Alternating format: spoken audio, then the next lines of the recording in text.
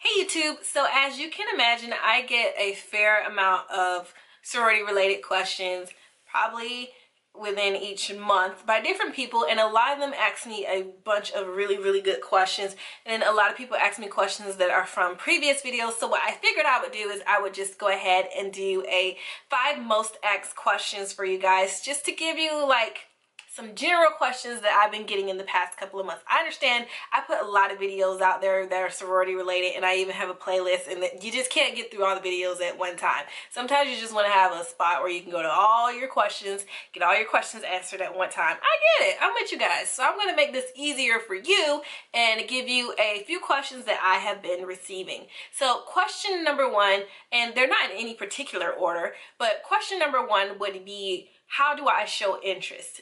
Typically, what I tell people when they want to show interest in a sorority or fraternity is to just go ahead and find someone that you can connect with. I typically think that it's a lot easier to connect with people who are newly inducted versus people who've been in the chapter for a really long time. And I say that mainly because when you've been in the chapter for a really long time, you most likely are going to be a person that's in a leadership role, and you're not going to want to be bothered with questions. So I totally get it. And it's not that you're doing it to be rude or mean to people. It's just you have a lot going on.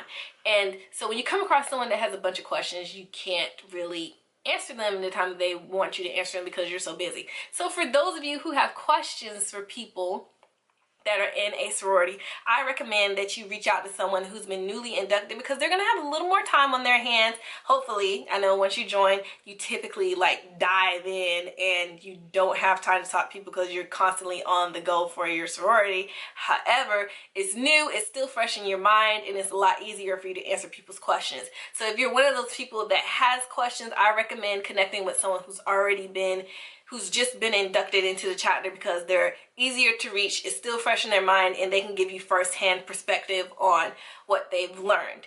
And there's nothing wrong with that. So I definitely recommend showing interest to those people. Another way that you can show interest would be to attend as many events as you can with the sororities that you're interested in.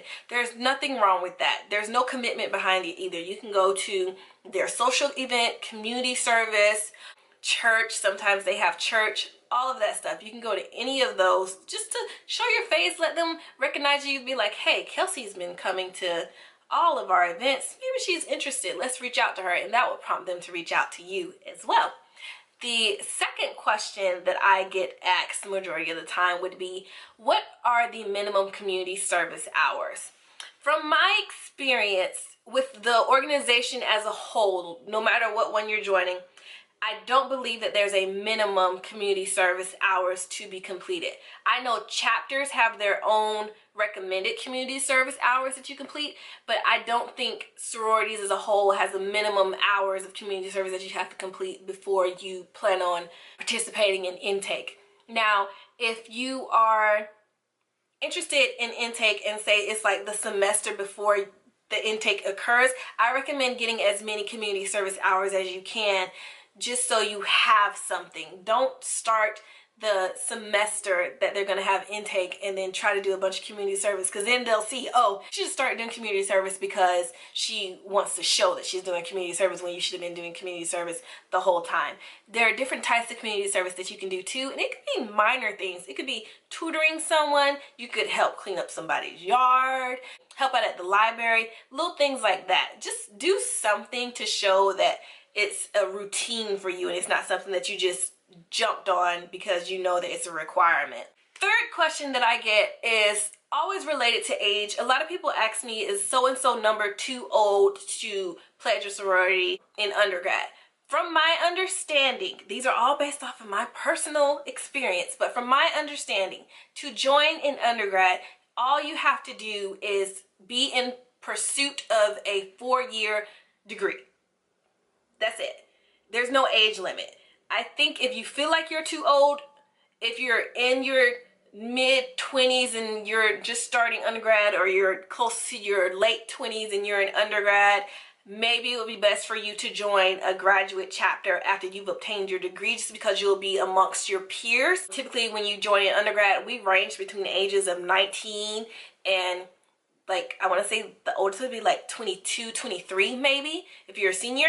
So It depends. So if you want to be amongst your peers, I recommend just holding out until you can join in graduate chapter or an alumni chapter. If not, the only requirement that I know of is that you have to be in pursuit of a 4-year degree. To join a graduate chapter, you have to have already obtained a 4-year degree in order to join. Fourth question that I get is typically when people are caught between two different organizations, they don't know which one will work best for them, and they'll ask, can I attend both sorority events when I'm interested or when I don't know which one I want to join?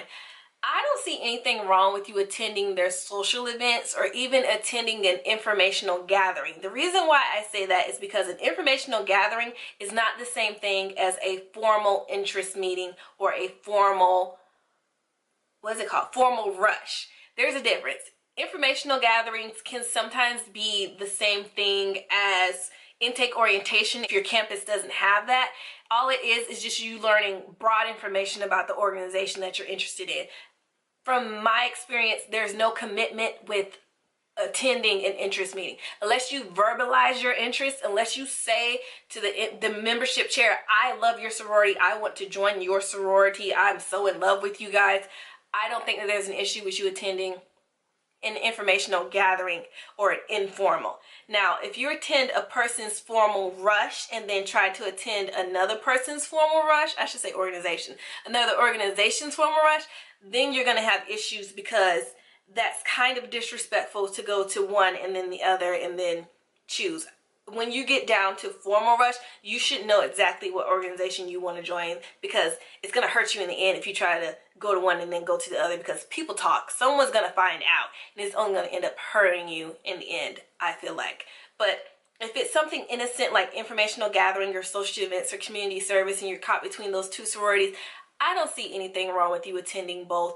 If you want to be sure though, I would ask someone that you're really close to that's in that organization or that you feel comfortable with talking to about it to get better insight. Me personally, I don't see anything wrong with it because there's nothing wrong with people wanting to see what's out there before they make a commitment. Now, don't verbalize your commitment because that's a whole other issue. The fifth and final question that I get is, how do I join graduate chapter?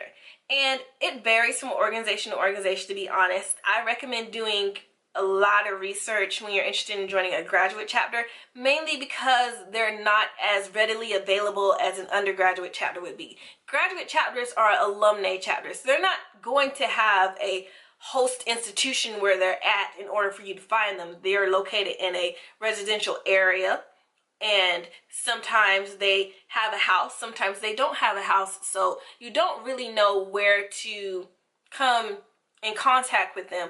In that case, I think that social media would be a good way to reach out to a graduate chapter, because at that point they should have websites, Facebook pages, Instagram. Some people still have Twitters, and it's just easier for you to contact them that way.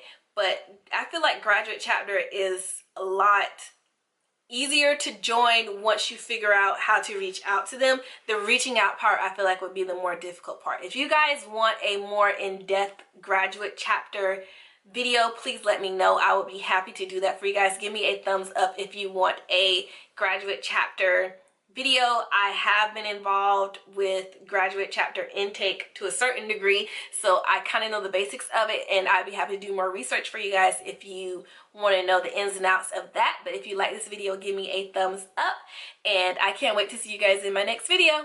Bye.